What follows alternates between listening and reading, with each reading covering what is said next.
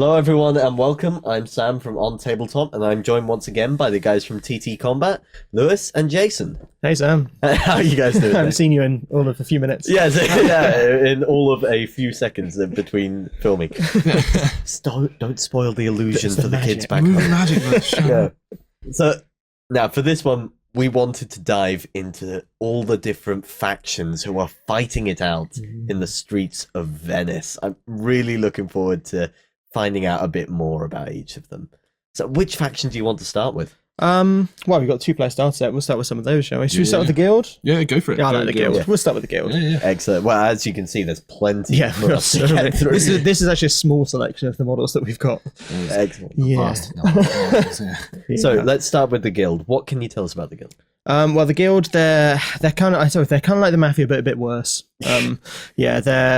They're sort of everyone is a bit of grey in Carnevale, and they're kind of the whitest grey, maybe. Yeah, they're not very nice people, really. The head of the guild is the King of Thieves. The King of Thieves sort of rose to power in Venice's most destitute times, and they have their fingers in every pocket around the city, really.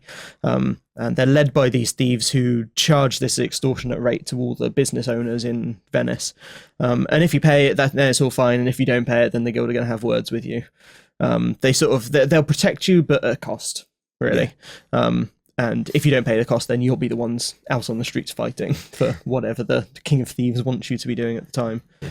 I know the guild are one of the most popular factions. They are, yeah. So it seemed like pretty obvious solution to put them in the 2-player box set. Yeah. They're easy to play with, to start with. They're very good for beginners. They've got a lot of re-rolls in their sort of play style. So it's easy if you make mistakes. And yeah, they're pretty cool. They're sort of the everyman of Venice, so it makes sense to have them in there. Literally the everyman. Literally every man and woman in Venice. Yeah. So we've got a couple of them miniatures. We do. Here. Where do we want to start? Should we have a look? So let's take a look. So the King of Thieves is second only to the Princes of Thieves.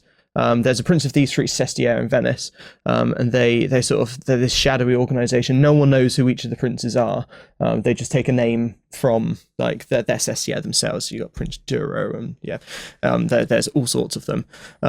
They sort of head up the sort of this council, and beneath them they've got the Cappuccino. They're the different Cappuccinos. They're sort of the people on the streets who are going to get you. Where are we here? There we go. Yep. The Kappa is one of the more iconic miniatures. He is, yeah. So the Capos, they're very good at running and jumping. They're very good at jumping on people from above, and assassinating them from above. They're not very good at getting hit back. No, not at all. Yeah, they play very fast. They're extremely good about jumping across buildings, jumping across rooftops and things. But if you get them caught in combat, then they're probably going to go down quite quickly. Yeah. Who are some of the other colourful characters we will find in the guild? So we've got, join the guild in their little faction box, their starter gang. We've got a barber. So the guild, they rope in all of the professionals to sort of join them. So you've got a barber and we've got a butcher. The barbers and butchers. The barbers are quicker and they're really good with their cutthroat razors. They sort of slice straight through people's throats. No armor necessary because they hit exactly the right spot. The butchers are more sort of big brawler types. They've got a couple of butcher's knives each. Get them into combat with a lot of people and they're going to do very, very well. Yeah. I like that element of bringing in the tradesmen for the guild because it does show that they are drawing upon the common people. Yeah, it's very much that. Sort of the core of the guild is the common people, and then they do rope in people from sort of these other sort of groups. We talked briefly before about the Puccinellas, who are the ones from the Doomsday cult, the illustrious cult of the end of days. These are the Puccinellas. They all dress in the same sort of garb, this sort of white costume, all with black masks, and most of them wield sort of spiked clubs. They're kind of crazy. Most of them go into battle very drunk, and most of them finish the battle even more drunk. You can't really rely on them to do much except for go and club people, but they're very good at doing that. Yeah, pretty ruthless. Yeah, they are. Probably the last sort of sub-faction that we've got as well today. We've got the Harlots. The Harlots are undergoing a bit of a change in Carnevale. Originally in the Vesperon days, they're sort of just there. Yeah. It didn't really make sense for them to be out in the streets and fighting. So they've taken on the guise of the spies of the guild. I see. They hear a lot of things during their daily lives, and they tend to... And nightly lives, as the case may nightly be. lives, yeah. And they tend to be the ones that the guild employ to sort of stealthily bribe or remove people from play. Yeah. So the Madame heads them up, and they have this entire sort of interconnected like brothel to brothel kind of place, and they call themselves the House of Virtue. And they're sort of, if anyone's gonna take over the guild, if the thieves all go badly wrong, then it's going to be the Harlots. They're sort of the next biggest group in Venice. That's pretty cool. Now, before we move on from the guild, there is one character I particularly wanted to show off. Because I think all the factions have gifted characters of their own, yeah? Yeah, sort of, yeah. So every faction has sort of unique characters, we call them, where you can only take one of each in each gang. So, here we go. And who's this one for the guild? One of the guilds is the Black Lamp. And the Black Lamp, this one's a he. There's a few different Black Lamps around. The lamps they're named after the lamps that they wield. These lamps were stolen from the doctors. The doctors had a big shipment coming in. It's one of the scenarios you can actually play in the rulebook. Oh, cool. Stealing the lamps and trying to dissipate this evil fog. And yeah, these lamps are sort of anti-magic artifacts that sort of stop magic in its tracks. Yeah, they're sort of mysterious figures. No one really knows who any of the individual Black Lamps are, but they'll be assigned to each sort of small faction, each sort of small gang when they need them. Now that I like the sound of a lot, because I can just picture the doctors or the Ogdru Rashad gritting their teeth whenever this... Yeah, you see this sort of sickly blue-green glow, and it's like, oh no. Not again. Okay, so that was the guild. What about the other faction you get in the starter set? So the Rashad, you want to talk about the Rashad? So the other starter set that we have, or that comes in the starter set, is also the Rashad. The Rashad started appearing in Venice after the appearance of the Rent. Like magical energy started raining down on Venice, and weird things started happening and stuff started to appear. So you get guys like the Ogdru Rashad, I'll show this quick. Yeah. Who started, here we are. Appearing from the water and wreaking havoc among Venice. And shortly after this started happening, the Church of Dagon started becoming more prevalent in Venice. And these are people that worship the Rashad, basically, and have been indoctrinated by them to try and help out. This guy's a bit of a fanatic, but he is a classic person that you would find. Bit of a fanatic. Just a bit. Holding organs above him. Everything's fine. Yeah. Sure, you see that every Sunday. So in doing so, the Church of Dagon were made by the Rashad. Regular people started going to the Church of Dagon, worshipping them, but they also used to take slaves. We've got several slaves, which basically get brainwashed to basically serve whatever the Rashad want. The slaves that we have in the game are basically there as health packs of the Rashad. They get eaten. They want to be eaten. Snacks, isn't it? Yeah. Their end game in their life is to be eaten. It's the ultimate sacrifice. They love it. And it basically helps them. They get life back to the Rashad. Well, you say they're there to be eaten. When we played one of our demo games, we ended up with possibly the greatest slave who has ever been. The most OP slave, Yeah. Might have his hands tied, but he still managed to wreak havoc. Yeah. True enough. And move. Okay, so that's some of the more human members we saw there, as well as one of the fish people. What are some of the monsters that the Rashad? The main thing about Rashad that I love is the monsters. I love the monsters in Carnevale, but so we get stuff like the Carcaros, and that's the big land shark. Yes, this was one. So pretty terrifying, as you can see. He's managed to eat himself what looks to be a patrician. But these are the kind of creatures that the slaves and other humans of the Church of Dagon are just trying to appease. But they're the more monstrous. We do have more humanoid ones, like the Magi, who is basically the mage / sorcerer of the faction. Uses a lot of spells. Very powerful at a distance, but again is a bit squishy if anyone gets up and close. So we tend to stay a bit further away and cast spells from a distance. My favourite's the Brachyura. That's a good one. Yeah. This one did catch my eye. So this is actually one of the new ones for this version of the game. Yeah. Completely new creation. The Brachyura, the Rashad kind of like, they breed in a very strange sort of way, and they can breed with almost any creature around on Earth. Yep. And you see like the Carcaros is, I think that's fairly obvious what theirs is, and that the Brachyura is a sort of a giant, horrible crab Rashad thing. In game, the Carcaros is ridiculous. It's got this hardened shell. It's got one of the best protection values in the game. And it's giant claws. They're slow, so they're hard to hit with. But if you do hit, like we played yesterday, they do +3 damage on any attack. Oh, standard stats is pretty intense. Yeah, pretty intense. I was going to say, most of these that we've seen already are updates on previous sculpts, and that is correct. They're a very good take on them, bringing a lot more motion to them. But it's great to see some of the new stuff that's coming into play as well. Yeah, we wanted to make sure, like, one of the things we were really keen on when we redid everything was to make sure that anyone that used to play the game can still use all of their old models. Yeah. We're not able to produce most of those old models anymore. It's all old metal molds that have been just ripped to shreds, basically. They're just very old is all. They've been used a lot.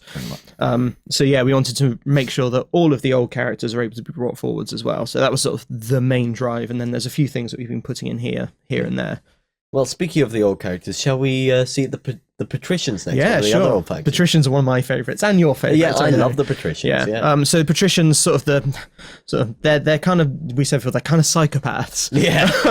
Upper class psychopaths. I really like the Patricians because almost all the factions in Carnevale are a product of the Rent in the Sky, and there's this horrible madness coming through, and the Patricians are kind of, they're just showing their true colours, really. The Rent in the Sky is more of an excuse for them to do what they always wanted to do, which is sort of go around and murder people. The Patricians, they really focus around the actual nobles themselves. So this is the Venetian Noble. He's one of the leaders for the faction. Most of his skills and most of the skills for all of the other characters in the faction relate back to him. He's extremely good at everything he does. He's got really, really high stats, and he's got the opportunity to boost up his stats as well with his command abilities. And a lot of the other characters are just there basically to get in the way so that he doesn't get hurt. Yeah, true. So yeah, he's very selfish and really loves going out into the streets and murdering people. He's joined by the Barnabotti. The Barnabotti are an interesting sort of group.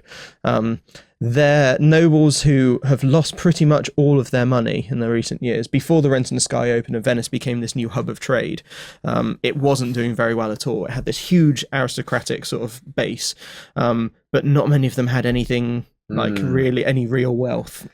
So the Barnabotti, they moved to St. Barnaba in Venice, and that's why they're now called the Barnabotti, sort of affectionately. So these would have been real world figures in there. Yes, yeah. So that was an actual thing that happened. But yeah, the Barnabotti now, all they really want to do is prove themselves to their higher ups. If they manage to get in with a noble who actually has money, then they'll be set for life. But it's really interesting because they're rich in mind, but they're not rich in actual money. So they wear these carnival clothes into the streets because that's all they really have now, like to show how like fancy they are. Yeah, they're trying to appear more wealthy and fashionable. Yeah, than exactly. They actually can afford to be. Within the Patricians, they've got a few other things as well. So we've got a model here, the Adventuring Noble. This was one I was very excited. Yeah, he's a really, really cool model. He's So this is one of the nobles who sort of, when the Rent in the Sky opened, he was away visiting sort of foreign climes and seeing all this other sort of weird stuff that's happening. And he's one of the only magic users in the Patricians. They have, because they're absolute psychopaths, they're hollow inside. There's not really anything they can draw on to use magic. So the Adventuring Nobles brought all these totems back from abroad and is just using them as sort of magical sort of tricks. But yeah, he's really cool. He's a very different sort of character to what the Patricians have. They've also got one of their sub-factions is the Guard. Now the Guard in Venice, they're not very nice. Like most of the people in Venice, they're not very nice. They'll do anything really for the coin, and the Patricians are the ones paying them the most coin. After the Rent in the Sky opened, the government in Venice, wasn't in a very good state. So the Patricians came in and were like, "We'll pay you, do what we want." So there's all the city guard are sort of in the pocket of the Patricians. And yeah, so long as they keep paying, the city guard will keep fighting for them. Yeah, I do love the greater focus on the sub-factions like this, because I think it allows for a lot more individuality and flavor when you're building your force. Yeah, it does. You can build, like for the Patricians, for example, you can build an entire faction, an entire gang, just of city guard if you want to. And we're also going to be working on, I probably shouldn't say too much, we've got foreign nobles and Venetian spies who are sort of a foreign envoy. And there's only 2 characters in that sub-faction at the moment. Yes. That's all I'm going to say. I look forward to seeing what you come up with for them. Before we move on from the Patricians, there are just 2 figures that I had to show off. And they were the household servants. The household staff. They did very, very well. Yeah. So we've got the butler, who the butlers tend to be like ex-military service personnel. Yeah. They're the ones that they really know what they're doing. They're there just to protect. And the maid, Affectionately known as Pan Lady. Pan Lady is so good. She has her cast iron utensil to smack people over the head with. The household staff are sort of roped into these sort of masqueratas, they call the patricians call them, is what they have these mad parties, which start off in a big palazzo, and they have a lot of fun, a lot of drink, and then when it all gets a bit too raucous, they spill out onto the streets to start murdering people. And the household staff sort of dragged along with them to protect them. I kind of like the idea that the nobles are so vicious, so sadistic, that they would bring the household staff. Yeah. But as something funny, you know, wouldn't it be hilarious if my nan came? Exactly. along That's pretty much But it. Yeah. At the same time, then the nan's probably the only one who hasn't been drinking all night. So So she's probably a good probably the person only to one be, who's yeah. competent. Yeah. She's the designated gondola driver. There you go. Yeah. Okay. Another old favourite, of course, have got to be the doctors of the Ospedale. Yeah. The doctors have a very dark and sinister history to them. They started off as nice people where the rich would go to get better from certain things, but with the appearance of the rent, basically, they started stealing people from the streets and keeping rich people's sons, grand people, or just rich people themselves, and trying to harness the madness that was being brought by the rent. So you've got horrible people like the Plague Doctor, Yeah. who is one of the most, I would say, iconic models I would definitely agree. Yeah. in Carnevale. We love this sculpt, like I personally do. This is It's fantastic. He's great. I think that's a fantastic update on the original. I think sculpt. in the Kickstarter we offered individual miniatures if people wanted to buy them, and I think that was the best selling individual miniature Well, I'll admit for that good reason. I think when I got in on the Kickstarter, the Doctors was the faction I picked up straight off. So what else are in that faction? So alongside all the doctors that we have, we've also got the Doctor of the Arsenal, which is another one, which is a long-range weapons expert, basically, who uses the madness that they harness from the crazy people on their little island just outside of Venice. These are the Madmen, just as an example. Yeah. Not very happy fellows. No, it's quite one's a bit- disturbing, these guys. yeah. Over here, I'm awful at this. Can't help but so- feel sympathy for them. Yeah. Yeah. So they've probably been made mad by the doctors in their little hospital. So yeah, it was actually they figured out just before the rent opened in the sky that they could extract, like they could turn people mad, and madness turned into magic, and they could extract that magic. And it was a long, horrible process of turning the Ospedale into this sort of nice place that people would go to be helped, to a place where people would be abducted to, or like taken and tortured to turn into madness. That's why they've got all these little orbs on their head, because that's what they basically store it in. They control Yeah, people with. these Just orbs wanna are sort show of that. magic batteries, basically. Yeah, as you see, And they make- don't limit themselves to humans. That's it. No, yeah, make they awful beasts and creatures stitched together from various parts and added extras yeah. to So do their bidding. when we were talking about what the factions were and exactly what sort of role they filled within the game, we always said the Patricians were psychopaths, but the Doctors were sociopaths. Yeah. They there's a line in the rulebook as well where they're talking about how they started off that there was a line they'd never cross, and then that line sort of just disappeared. And now they don't ask the question of should we do this, they ask the question of when are we going to do this. Yes. It's very much like they don't care about the cost. There's no like psychological cost to them. They'll just do absolutely anything in pursuit of like power. power, stronger. forward momentum in what they call science. Yeah. Well, there's one character from the Doctors that I really want to learn more about, and that's the Doctor of the Mind. Yeah, so the Doctor of the Mind, this guy here. For my Sinister money, looking fella. yeah, for my money, this may be the most sinister sculpt in the entire game. So the Doctor of the Mind is fairly high up within the Doctors, within the Ospedale. He's completely focused on like harnessing madness into magic. He's the one that plays with people's minds to really turn them into the worst possible version of themselves, because that gets the Doctors more magic. He's quite in game. He's quite a fragile sort of character. But he's one of the better spellcasters in the entire game. Don't get close to him. He's terrifying as well. He's got this sort of aura of fear It around looks him. like he would just sort of float around the streets, not particularly speedy. Yeah, See him he's not coming, particularly get out of the way. fast. He's not particularly effective at like hurting people in combat. But don't go anywhere near him. Yeah. He is not nice. Like gameplay wise, the Doctors are a really interesting faction to play because they use will points to cast magic. but all of the doctors have quite low will point values. Yeah. So instead of that, they use these madmen, and if a madman's close enough to a doctor, they can extract their will points to use, and they'll do that until the madman have no will points left, and then start dying. As soon as the madman's down to 0 will points, it starts losing its life. Yeah. So yeah, it's they're not very nice. They're sort of a faction where you've got to have a lot of really, really rubbish characters to fuel the few really, really good characters. Yeah. Yeah. You made a good point about them before we started filming, and that was that the real horror of Carnevale is in the Doctors. Yeah, very much so. Like, we've got the Rashar, who are this sort of eldritch race, and they're pretty horrible because they're pretty horrible. Yeah. they're pretty bad, but the Doctors, it's their choice to do these things, and they'll do things like, we saw the line a second ago, like they will stitch things together to make new animals because they can, like, just to see if it works. See how far they can do. Yeah, they really will push things as far as they possibly can. I think, we're not a spoiler because we're not there yet, but I think if anyone's going to be the complete downfall of Venice, it's going to be the Doctors.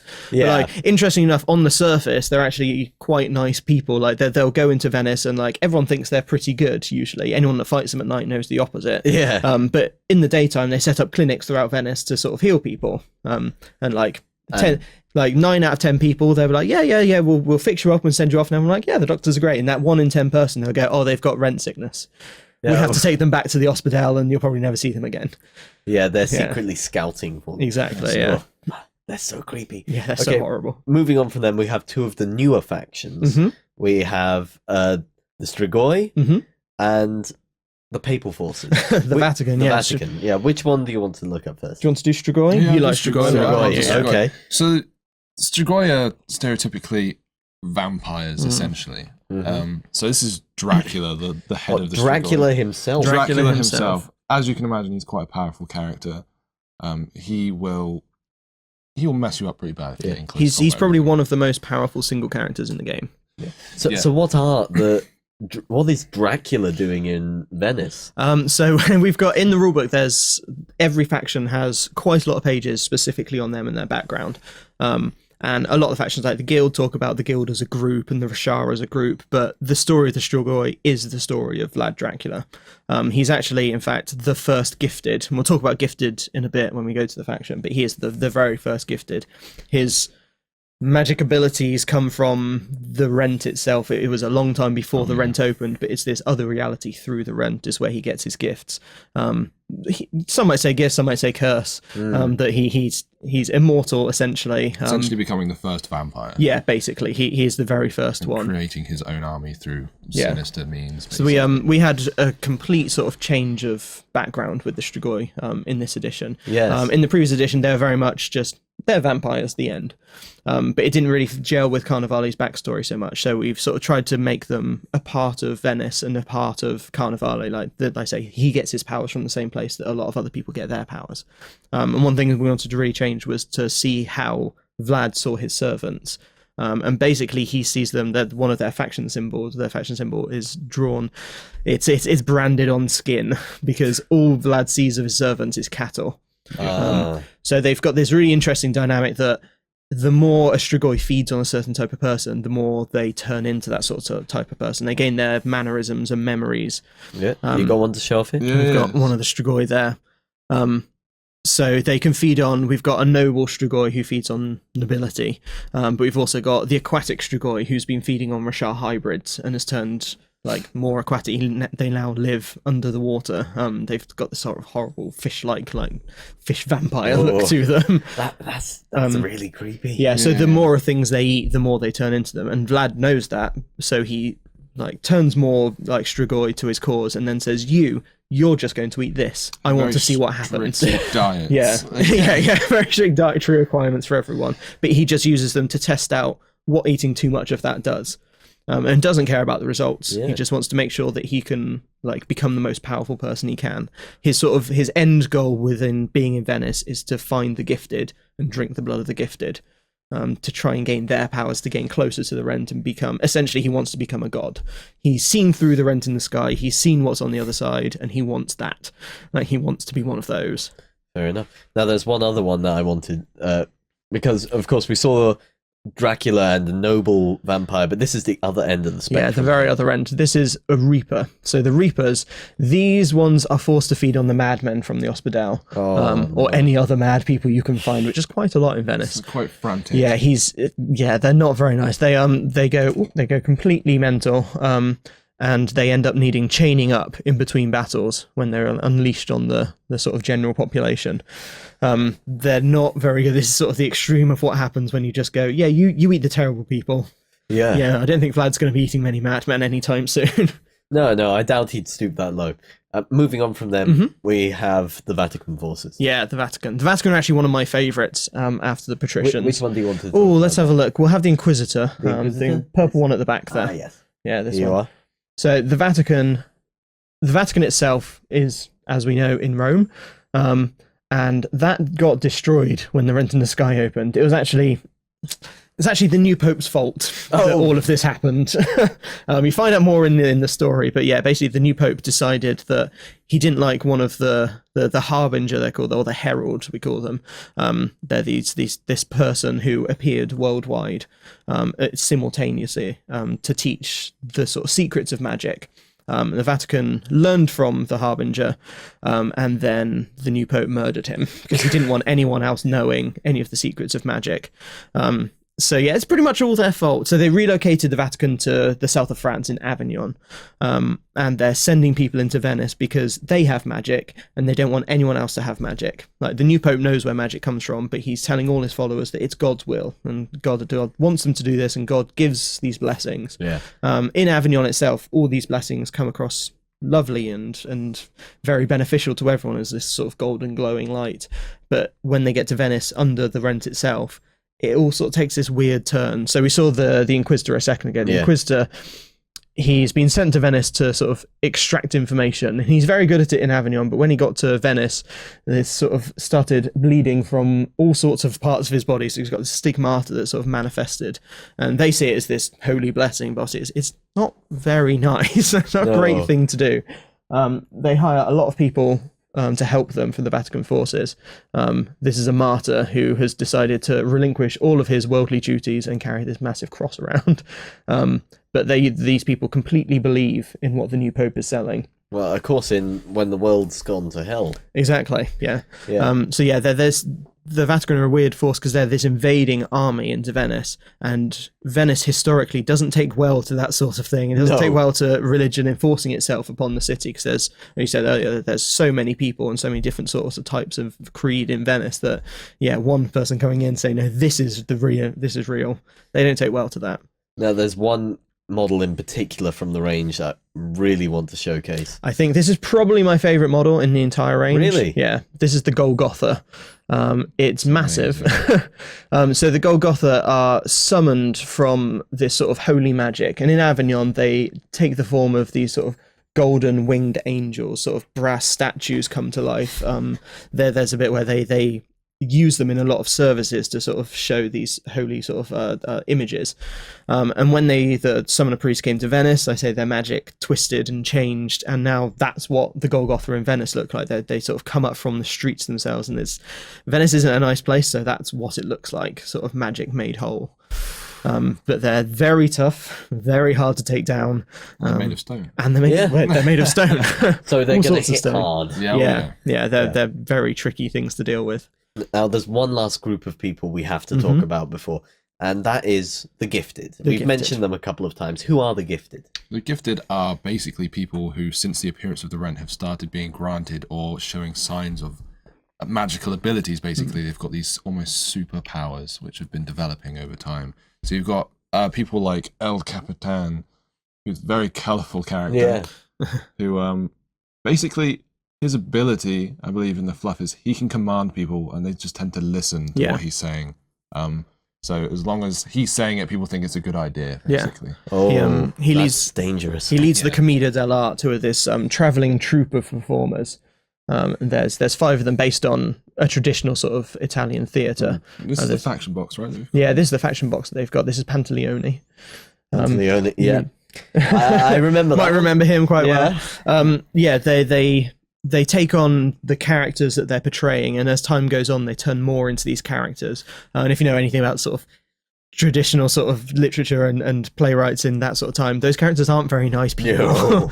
But yeah, as they time are goes on, not. they go more and more like sort of sink into this madness, but their powers become like brighter and brighter and stronger. There's one member of the Commedia dell'arte that has been with Carnevale since the start of the show, and that's the Harlequin. He is, yes, is Harlequin. So Harlequin, he started with the Commedia dell'arte and then left. Checking him around. No, he just did a flip. He's the most acrobatic model in the entire game. So yeah, as I said, the Cappuccino is very good at running and jumping across buildings. He's got dexterity value of 6. The Harlequin has dexterity of 8. Wow. So when you're hitting him in combat, you need to get 8 or more on a 10-sided dice. That's insane. Yeah, he's ridiculously fast. He's only got protection of 1 though, so if you hit him, it's gonna hurt. But yeah, he's incredibly good. He's just so quick. He is the most acrobatic person in the entire game. Harlequin's really, really cool. We've got there's another character I really like, one of my favorites. Now this one, this one's quite dark. This one is a good fitting one for Beast of War for OnTableTop. Sorry. Yeah, you might remember this guy because Back from Beast of War days. This was created as part of a community challenge run on the site, and one of our community members got to create this character. It's great to see them updated for the new edition. So this little puppet is called Buratino, and the old man is Divera Fuoco. So Buratino controls the other character, controls Divera Fuoco. He's this haunted, horrible puppet thing. He's not very nice at all. I don't know if you can see it on the model, but it has actually got... He's holding a knife behind his back. He is, yeah. There we go. There's a little blood trail as well going behind him. So, interesting. Like, so we played a game before with the Fisherman for the guild. And the Fishermen have this special rule that they've got the Hunter special rule, and anything on a bigger base than them, they gain penetration against. Basically, they're perfectly suited for fighting anything bigger than them.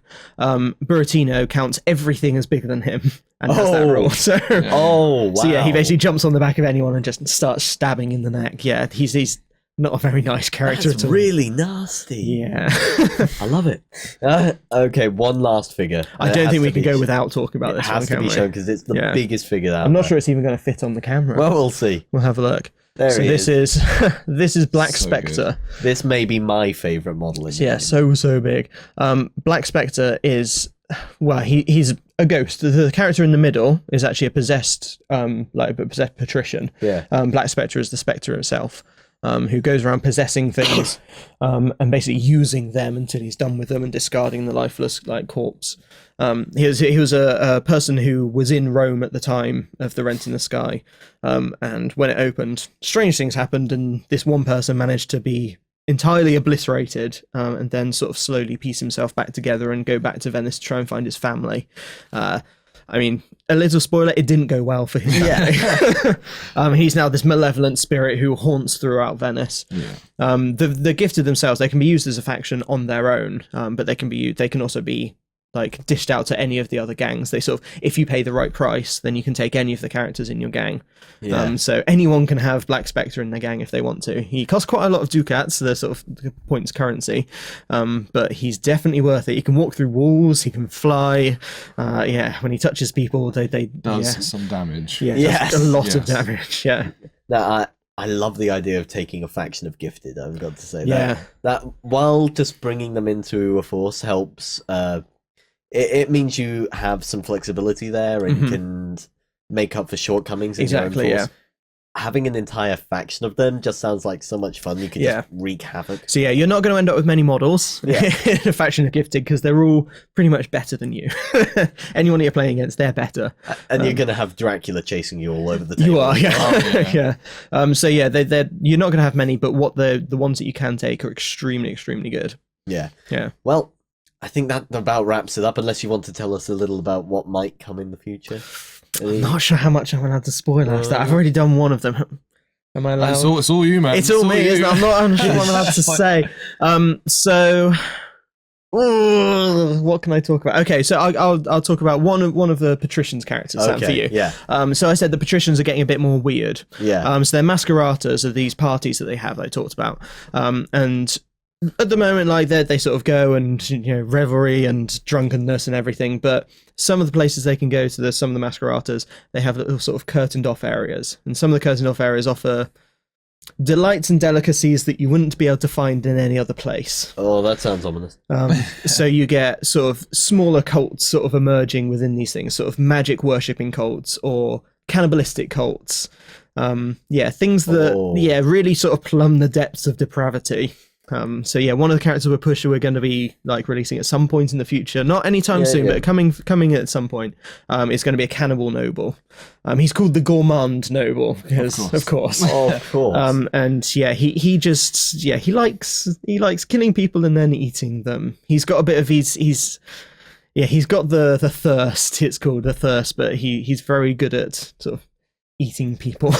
That's not very nice. That is just the embodiment of everything wrong with the Patricians. Pretty much, yeah. Like I say, it's plummeting the depths of depravity. That's what they're all about. Well, Lewis, Jason, thank you both very much for letting us. You're very welcome.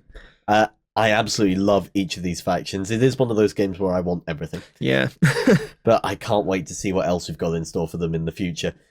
If you have a favourite faction, be sure to let us know in the comments below. Patricians. Or if you have some ideas... Strigoi. Yeah? Doctors. if you have some ideas of what you'd like to see in the future as well, be sure to let us know. In the meantime, we're going to carry on here, and hopefully I'm going to get a chance to explore more of Carnevale. Go ahead and check out our other content on screen now, and be sure to check out beastsofwar.com for the latest gaming news and gaming let's plays. And while you're at it, why not hit subscribe and remember to ding our dong. Go on, you know you want to click it. Go on.